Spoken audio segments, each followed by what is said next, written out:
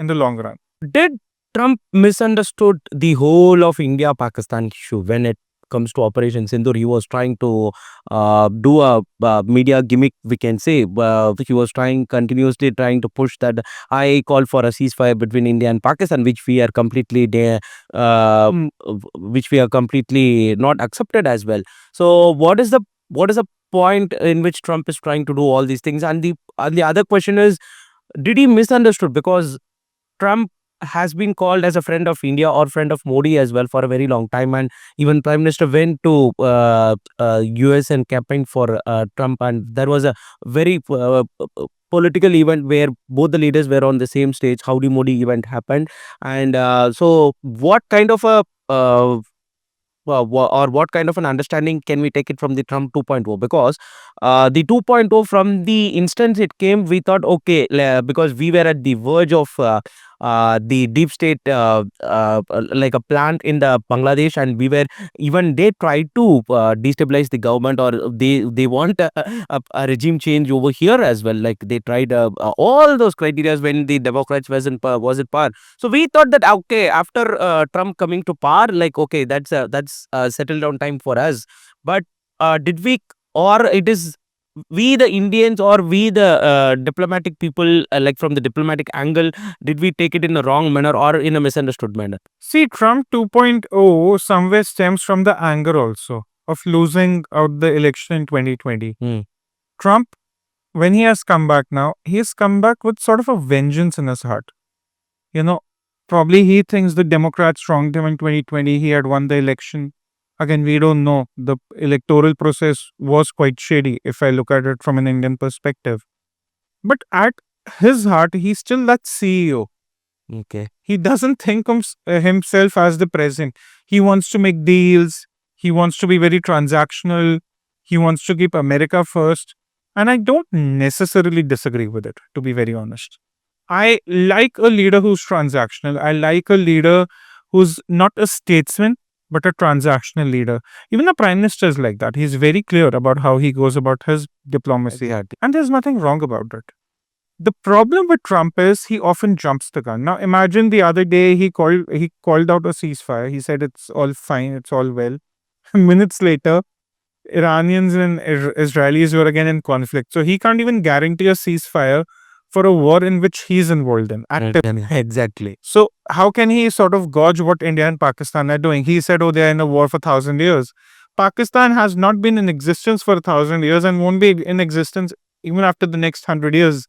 So 10 years itself, the people are giving a deadline of 10 years itself. Right. So you're going. So I don't know how he sort of simplifies stuff in his head, because for him it's transactional. Now he said that, oh, we are going to go for a trade deal with India and India and Pakistan. America has a trade deficit with India. Hmm. We export more than we import. Exactly. Right? We restrict the market access of several of the companies in India. Look at what we've done to Starlink. We are allowing it in India, but only through Airtel and Jio. We are having a local, collaboration also, which again will have a lot of positive repercussions. Look at what has happened to Tesla.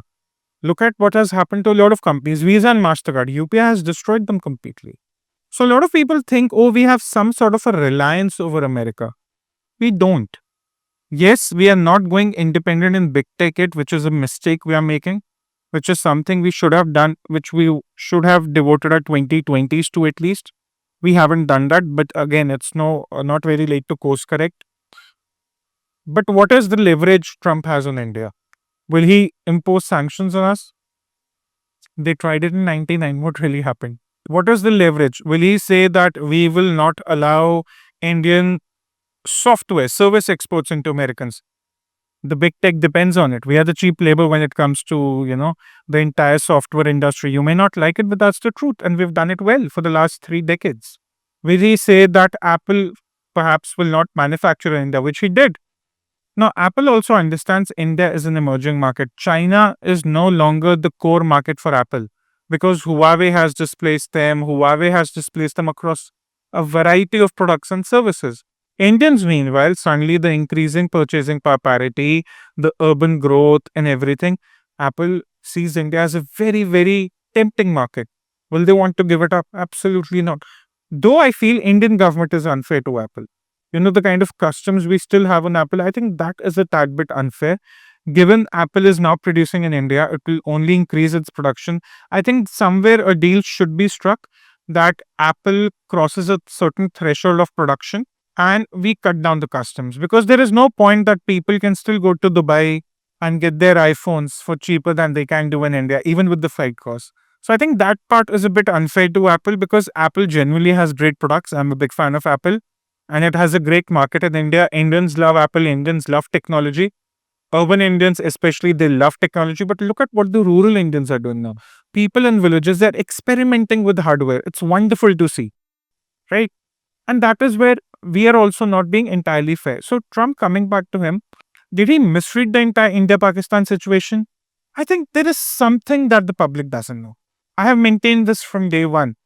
Trump, when he started, when the first tweet came out, forget what he said after that, he hinted on something nuclear. The Indian government, when it was giving its briefing through the military officers, they were asked, "Did you hit Sargodha?" And Fair enough.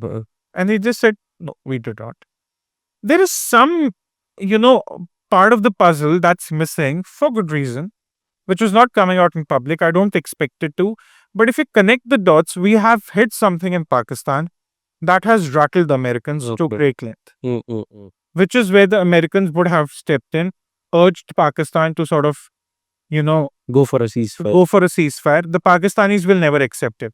Understand, you have a photo behind me, one of the most historic photos of the 20th century. Pakistanis will never accept this also happened. But this happened, right? When they are celebrating 1971. They're celebrating 1971. If we have actually hit Sargodha, we have actually hit their entire nuclear infrastructure. Noor Khan, by the way, is only a few miles away from Pakistan's nuclear command authority, from the entire nuclear Exactly, strategic yeah. command. So when India hit all these military bases during Operation Sindhu, it was giving a message that if you have the first, intention of using a nuclear arsenal first, we have the capacity to decimate your infrastructure for a good few hours, and then we can do what we have to. But somewhere this truth will never come out. It will never come out. It's Okay. just one of those things. I don't see Donald Trump as frivolous when he says that he got India and Pakistan to get a ceasefire. I think Americans saw what was going on. Americans saw what Indians were capable of. Remember, there was a podcast Trump was doing during his campaigning days ahead of Trump 2.0.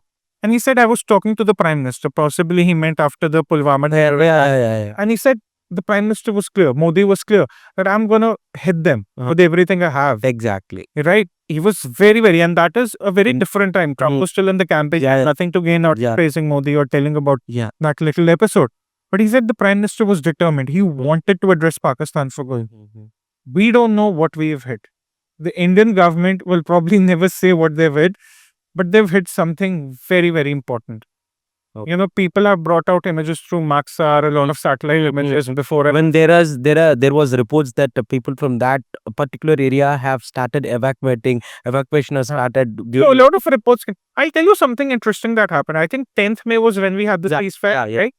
10th May morning, for a very brief few minutes, a news report started coming in. Pakistanis are getting their nuclear command together. Okay, why were they getting it? And suddenly it vanished. Hmm. It just came and it vanished. And those were the times when a lot of reports were coming in and they were vanishing. So probably people thought, okay, that's just one of those things. But somewhere I think there was something nuclear involved. Not that we hit a nuclear missile on them. No. That's not what I mean. But something that was very important for the nuclear infrastructure. And that is where the Americans got rattled. I think that is where they would have they would have asked Pakistan to beg for a ceasefire, which the Pakistanis did, which the Indian government has said that we wanted to hear it from the Pakistanis. So Trump wants to tell the complete thing. He cannot. So he's making up a story around that truth that only a few people in the power corridors know.